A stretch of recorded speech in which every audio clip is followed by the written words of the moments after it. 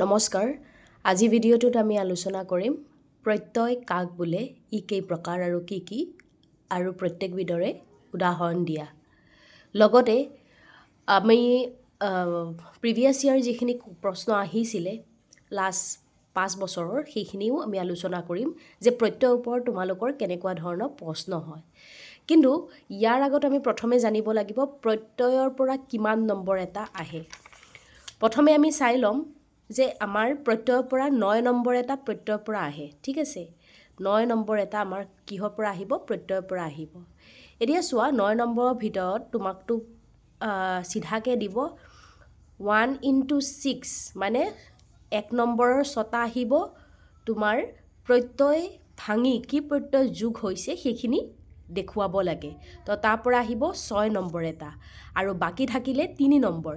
3 number এটা তোমাৰ আহিব যে প্ৰত্যয়ৰ সংজ্ঞাৰ ওপৰত কেতিয়াবা আহি যাব পাৰে, কেতিয়াবা কৃত প্ৰত্যয়ৰ ওপৰত, তদ্ধিক প্ৰত্যয় যিখিনি ভাগ আছে তাৰ ওপৰতো কেতিয়াবা প্ৰশ্ন আহি যাব পাৰে।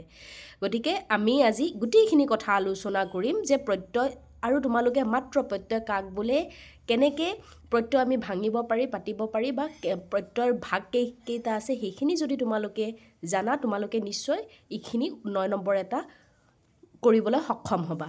গতিকে আহোঁ আমি পলম নকৰাকৈ ভিডিঅ'টো আৰম্ভ কৰোঁ।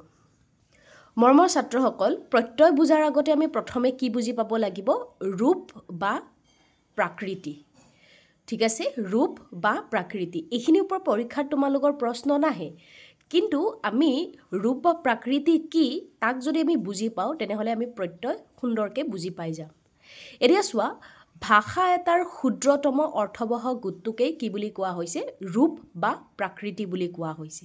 অলপ বুজাৰ চেষ্টা কৰিবা যে কি কৈছে, ভাষাৰ ক্ষুদ্ৰতম অৰ্থবহ গোটটোকেই ৰূপ বা প্ৰাকৃতি বোলে। ধৰি লোৱা মই এটা বাক্য লিখিলোঁ যে মই লিখি আছোঁ। ঠিক আছে, কি আছে? মই লিখি আছোঁ। এই বাক্যটোত কেইটা শব্দৰে গঠিত হৈছে? শব্দ কেইটা আছে? এটা, দুটা, তিনিটা, হয়নে? এই তিনিটা শব্দৰে বাক্য এটা গঠন হৈছে আৰু সেই বাক্যৰ অৰ্থ প্ৰকাশ কৰিছে কাৰণে ইয়াক আমি কি বুলি ক'ব পাৰি? ভাষা বুলি ক'ব পাৰি। আৰু ইয়াত সংজ্ঞাটো কি দিছে? ভাষাৰ ক্ষুদ্ৰতম অৰ্থবহ গোট। ভাষাৰ ক্ষুদ্ৰতম অৰ্থবহ গোটটোকে কি বুলি কোৱা হয়? শব্দ বুলি কোৱা হয়। অৰ্থাৎ ইয়াৰ পৰা আমি কি বুজি পালোঁ যে ৰূপ বা প্ৰাকৃতি হ'ল শব্দক কি বুলি কোৱা হৈছে? ৰূপ বা প্ৰাকৃতি বোলে। একেবাৰে আমি শব্দ বুলিও ক'ব নোৱাৰোঁ, কাৰণ শব্দৰ ভিতৰতো ৰূপ বা প্ৰাকৃতি কি আছে? মুক্ত প্ৰকৃতিও আছে, যুক্ত প্ৰাকৃতিও আছে। মুঠতে আমি সাধাৰণভাৱে এনেকৈ বুজি লওঁ যে বাক্যত যিমানটা কি থাকিব? অৰ্থবহ গোট থাকিব, মানে সেই অৰ্থবহ গোটটোকেই শব্দ বুলি কোৱা হয়, হয়নে নহয়? ইয়াকে কি বুলি কোৱা হৈছে? ৰূপ বা প্ৰাকৃতি বুলি কোৱা হৈছে। এতিয়া চোৱা, এই ৰূপ বা প্ৰাকৃতিক কেইটা ভাগত ভাগ কৰা হৈছে? দুটা ভাগত। এটা হ'ল মুক্ত প্ৰাকৃতি আৰু এটা হ'ল যুক্ত প্ৰাকৃতি। মুক্ত প্ৰাকৃতি হ'ল, মুক্ত মানে কি? আমি স্বাভাৱিকতে সাধাৰণতে কি বুলি বুজি পাওঁ? মুক্ত মানে হৈছে স্বতঃস্ফূৰ্ত, যি নিজা অৰ্থ নিজে নিজে প্ৰকাশ কৰিব পাৰে, তাকে কি বুলি কোৱা হৈছে? মুক্ত প্ৰকৃতি বুলি কোৱা হৈছে। উদাহৰণস্বৰূপে ধৰি লোৱা মানুহ, ফুল, হয়নে? যিমান নামবাচক শব্দ আছে সেইটোক কি বুলি ক'ব পাৰি? আমি মুক্ত প্ৰকৃতি বুলি ক'ব পাৰি, কাৰণ সেইবোৰ শব্দই নিজাভাৱে নিজৰ অৰ্থ প্ৰকাশ কৰিব পাৰে। এই বাক্যটো যদি আমি চাওঁ, মই লিখি আছোঁ, ইয়াতে মই যিটো শব্দ আছে, এই মই শব্দটোৱে নিজা অৰ্থ প্ৰকাশ কৰিছেনে? হয়, কৰিছে। গতিকে মই শব্দটো কি হ'ব? আমাৰ মুক্ত প্ৰাকৃতি হ'ব। তাৰ পিছত আহিলে যুক্ত প্ৰাকৃতি। যুক্ত প্ৰাকৃতি হ'ল যাক কি বুলি কোৱা হৈছে? সৰ্গ বুলি কোৱা হৈছে।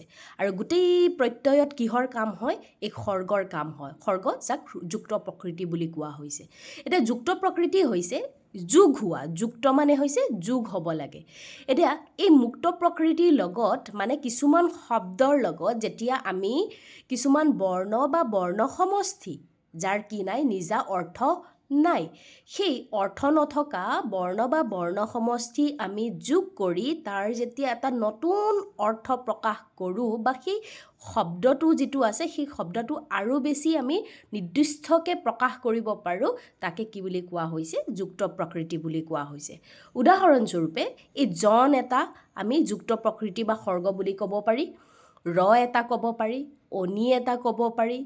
ঠিক আছে, ধৰি লোৱা জন মানুহ কি হ'ব মানুহ শব্দটো কি মানুহ শব্দটোৱে নিজা অৰ্থ প্ৰকাশ কৰিছে হয়নে নহয় তেনেহ'লে মানুহ শব্দটো কি হ'ব মুক্ত প্ৰকৃতি হ'ব আৰু তাৰ লগত যেতিয়া আমি জন শব্দটো বৰ্ণ বা বৰ্ণ সমষ্টিটো যেতিয়া আমি লগাই দিম জনৰ কিবা অৰ্থ আছেনে নাই কিন্তু এইটো যেতিয়া আমি মুক্ত প্ৰকৃতিৰ লগত বহুৱাই দিম তেতিয়া তাৰ অৰ্থটো আৰু বেছি স্পষ্ট হৈছেনে যেনেকৈ উদাহৰণস্বৰূপে মানুহজন মানে গাঁৱলীয়া মানুহজন সাধু শিক্ষিত এইবোৰ বাক্যত আমাৰ কি আছে মানুহজন বুলি কোৱাৰ লগে লগে কি আছে সেই মানুহ শব্দটো নিৰ্দিষ্টকৈ প্ৰকাশ কৰিছে সেই মানুহজনক নিৰ্দিষ্টকৈ প্ৰকাশ কৰিছে হয়নে গতিকে জন শব্দটো কি হ'ব আমাৰ যুক্ত প্ৰকৃতি হ'ব বা সৰ্গ বুলি ক'ব পাৰি তাৰপিছত যেনেকৈ মানুহৰ হয়নে নহয় মানুহৰ লগত যেতিয়া লগাই দিম মানুহৰ হ'ব হয়নে তাৰপিছত অনি শব্দটো কিবা নিজা অৰ্থ আছে শব্দ নহয় দেই এইটো বৰ্ণ বা বৰ্ণ সমষ্টি সেইকাৰণে ইয়াক কি বুলি কোৱা হৈছে যুক্ত প্ৰাকৃতি বুলি কোৱা হৈছে শব্দ হ'লেতো আমি শব্দ বুলি ক'লোহেঁতেন অনি শব্দটো কি আছে যে অনি শব্দটো যেতিয়া আমি ধান হয়নে ধান যুগ কি আহিলে অনি আহিলে এই বৰ্ণ বা বৰ্ণ সমষ্টি আহিলে তাৰ কিবা নিজা অৰ্থ আছেনে নাই কিন্তু ধানৰ লগত যেতিয়া ইয়াক যোগ কৰা হৈছে তাৰ অৰ্থ প্ৰকাশ হৈ কি হৈছে ধাননি হৈছে হয়নে কি হ'ল ধাননি হ'ল এনেকৈ আমি মুক্ত আৰু যুক্ত প্ৰকৃতি যেতিয়া চিনাক্ত কৰিব পাৰিম তেতিয়াহে আমি প্ৰত্যয়খিনি সুন্দৰকৈ কৰিব পাৰিম কাৰণ প্ৰত্যয়ত কিহৰ কাম আছে জানানে প্ৰত্যয়ত একমাত্ৰ কাম হ'ল এটা হ'ল মুক্ত প্ৰকৃতি হয়নে মুক্ত প্ৰকৃতি আৰু এটা হ'ল সৰ্গ যাক যুক্ত প্ৰকৃতি বুলি কোৱা হয় এই সৰ্গকে কি বুলি কোৱা হৈছে প্ৰত্যয় বুলি কোৱা হৈছে তেতিয়া আমি সংজ্ঞা পঢ়িম তেতিয়া ভালকৈ বুজি পাম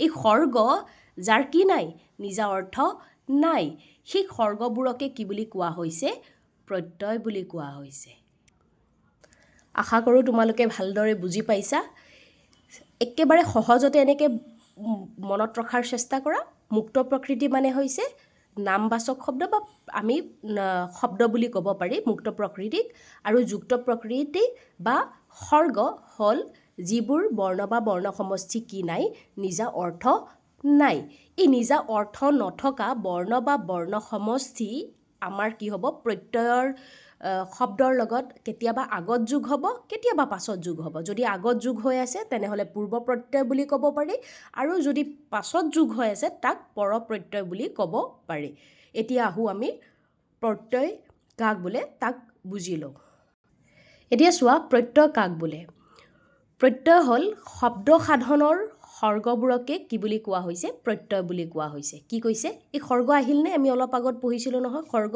যিবোৰৰ কি নাই নিজা অৰ্থ নাই যিবোৰ বৰ্ণ বা বৰ্ণ সমষ্টি যাৰ নিজা অৰ্থ নাই এতিয়া শব্দ সাধন মানে কি এটা নতুন শব্দ গঠন কৰা এই শব্দ সাধনৰ যিবোৰ সৰ্গই হয়নে যিবোৰ সৰ্গই শব্দ সাধন কৰাত কি কৰিব সহায় কৰিব সেইবোৰ সৰ্গকে কি বুলি কোৱা হৈছে প্ৰত্যয় বুলি কোৱা হৈছে শব্দ সাধন মানে হৈছে এটা নতুন শব্দ গঠন কৰা অৰ্থাৎ আমি এনেকৈ লিখিব পাৰি বা তোমালোকে এইদৰে লিখিব পাৰা অৰ্থাৎ যিবোৰ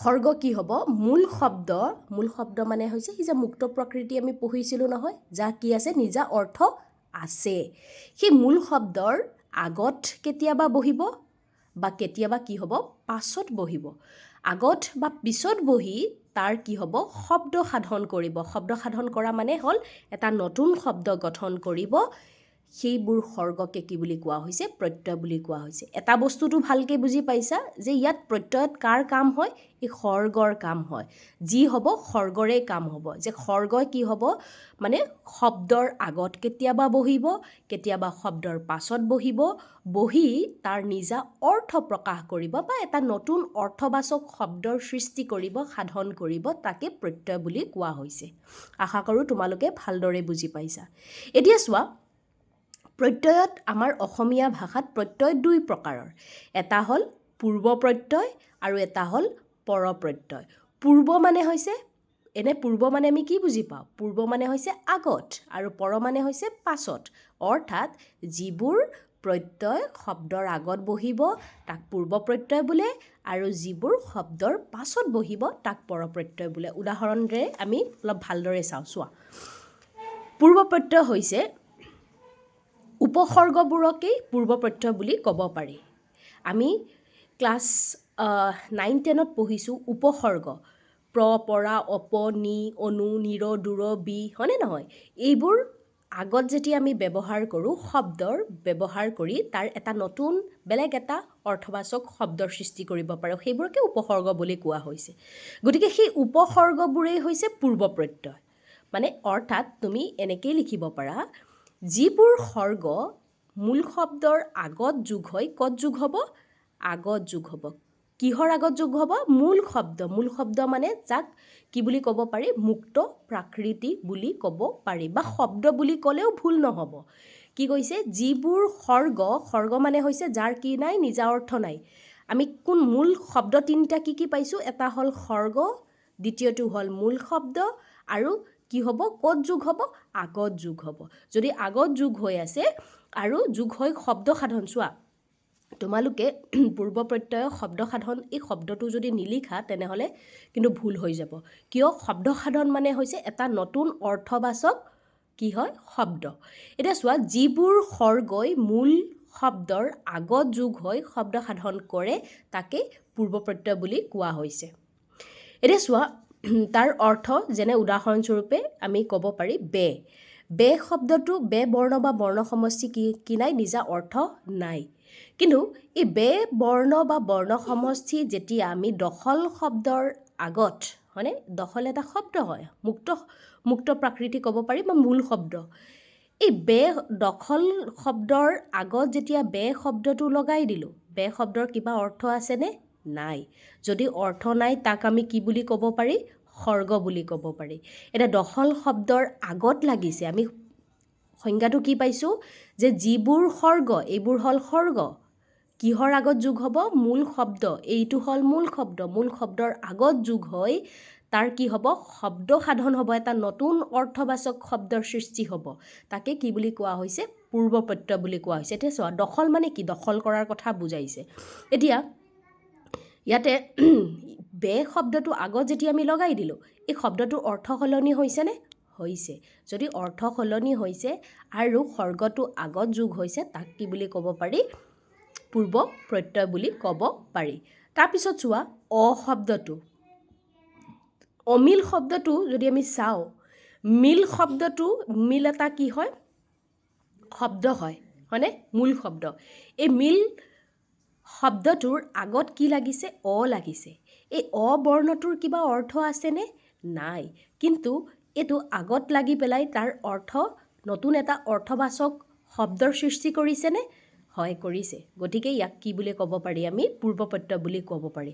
যেনেকৈ তোমালোকক পৰীক্ষাত এনেকৈ আহিব, এনেকৈ দি দিব নহয়, বে দখল, অনা অসমীয়া, আও মৰণ, আও পকীয়া, এনেকৈ দি দিব। দি পেলাই ক'ব এইটো প্ৰত্যয় ভাঙি দেখুৱাব লাগে আৰু কি প্ৰত্যয় যোগ হৈছে এইটো লিখিব লাগে। তেনেহ'লে তোমালোকে কি কৰিব লাগিব?